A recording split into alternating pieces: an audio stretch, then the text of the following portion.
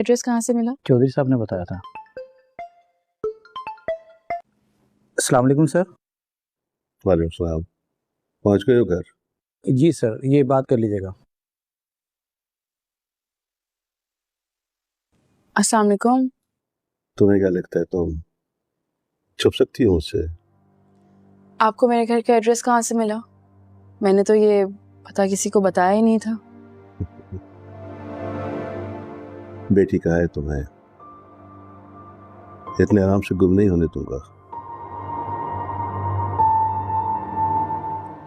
ये कुछ पेपर्स लेकर आया तुम्हारे पास, इन पर साइन कर दो और ऑफिस ज्वाइन कर लो। नहीं, मैं ऑफिस ज्वाइन नहीं कर सकती। मैं मंजर पे नहीं आना चाहती। मत आओ, घर से काम करो। बस कभी कभार ऑफिस चक्कर लगा लिया करो। मगर ये पेपर्स हैं किस चीज के? खुद देख लो।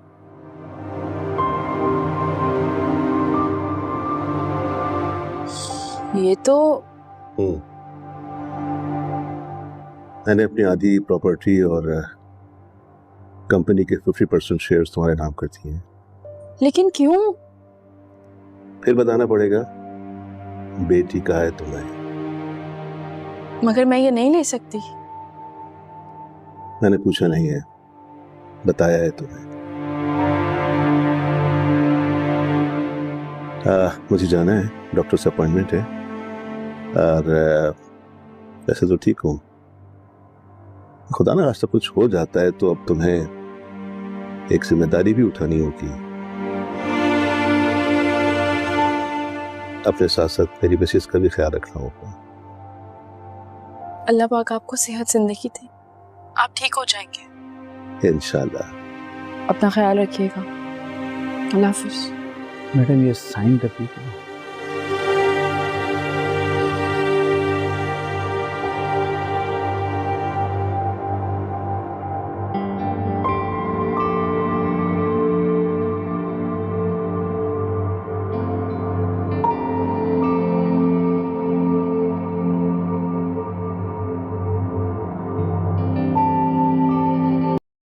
ड्रामा सीरियल मोहरा के लास्ट एपिसोड में आप देखेंगे कि हमज़ा अलीज़े को बहुत याद कर रहा होता है। उसे उसकी बहुत याद सता रही होती है। वो कहता है कि तुम मेरी ज़िंदगी से चली तो गई हो, लेकिन फिर भी पता नहीं क्यों मुझे इतना याद आ रही हो। अभी वो ये बातें सोच ही रहा होता है कि अचानक से उसकी मदर भी वापस आ जाती हैं। तो वो पूछता है आप कैसे वापस आई? तो वो कहती हैं मेरी ज़मानत हो गई है, इसीलिए मैं रिहा होकर घर पर आ गई। तो हमज़ा कहता है कि किसने करवाई है आपकी ज़मानत? तो वो जवाब देती हैं कि अलीज़े ने मेरी ज़मानत करवाई है। दूसरी तरफ अलीज़े सिकंदर की भी ज़मानत करवा देती है। और जब सिकंदर बाहर निकलता है तो वो कहती है कि अगर तुम अंदर रहते तो तुम तो अपना कफ़ारा अदा कर देते। तो मैं ये नहीं चाहती, मैं चाहती हूँ कि तुम बाहर निकलो और तुम अपनी किए हुए जुर्मों की सज़ा भुगतो। इस तरह अंदर रहकर तुम कफ़ारा अदा मत करो। तो सिकंदर, उसकी आंखों में आंसू आ जाते हैं। उसको अपने किए पर काफ़ी अब शर्मिंदगी हो रही होती है। जो कुछ उसने अनुष्य के साथ किया है उसे उसका भी बहुत ज़्यादा पछतावा होता है।